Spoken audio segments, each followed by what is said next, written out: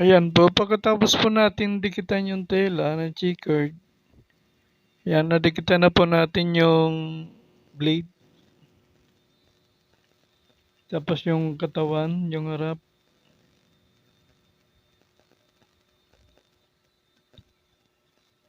Pag medyo makapal yung tela, okay lang po kahit yung dinamtagos yung ano, yung pandikit. Ito po yung lapil. Nadikitan na rin na po natin yan lahat. Tapos yung katawan ng harap, yan po yung nakalatag dyan. Chachap pa po natin ulit sa pattern. Kung paano natin kinuha doon nung tinabas natin. Tapos pag nadikitan po, ganun pa rin po yung pagkuha ng ano. Ulitin lang po natin yung pagtsapa doon sa pattern. Kasi yun na po yung nakaguhit doon eh. Yan na po yung susundan natin ng mga guhit para pantay-pantay po yan. Gugitan po natin sa right side. Tapos, pagkatapos natin guhitan yan, siyempre, papasadahan po natin yan sa right side. Kasi hindi naman natin pwedeng pasadahan yan doon sa wrong side kasi hindi naman natin nakikita yung ano, yung checkered niyan sa ano, sa wrong side kasi may dikit eh. Kaya kailangan po ng checkered sa right side po natin. Yung ginuhitan po natin, doon po tayo magkapasada doon sa guhit. Tapos pag sinaklob natin yan doon sa ano, sa lapil, sa wrong side na po tayo may ano, doon na lang po tayo sa wrong side magkapasada. Hindi na po tayo mahirapan doon kasi may pasada na. Yun na po yung magiging guide po natin sa ano, sa pagpasada, yung pasada po sa right side. Kailangan light color po yung ipapasada nyo para kitang-kita po yung ano, kung may liko-liko, makikita nyo po agad, mapupunan nyo. Madali yung ayusin. Kasi pag yung dikit po natin is black, tapos black din yung pinasada nyo, pinasada, kung medyo malabo na yung paningin nyo, mahirapan po kayong ano, makita yung sinulid. Kasi same lang yung ano, color ng ano, dikit saka yung pinasada nyo kung black din.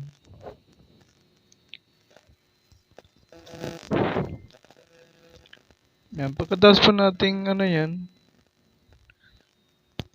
guhitan.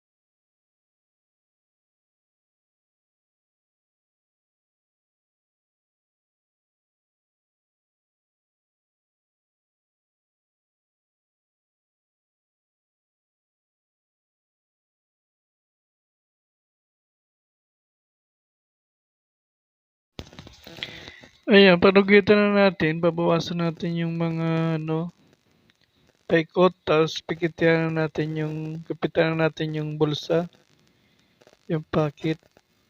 Bawasan natin kasi may pisil po yan eh.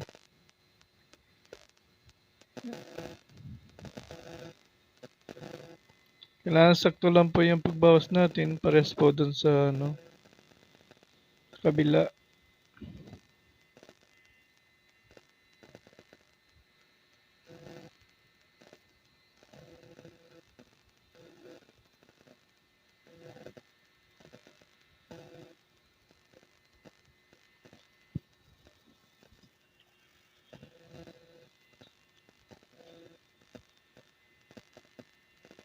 Yan, parehas na po sila may pikiti o may bawas. Yan, sana po may matsunan po kayo. Sana subaybayan nyo po itong paggawa natin ng ano, suit na checkered. Para kung mga first timer po dyan na gumagawa ng mga ano, checkered na suit para sa inyo pang ano to, video na to.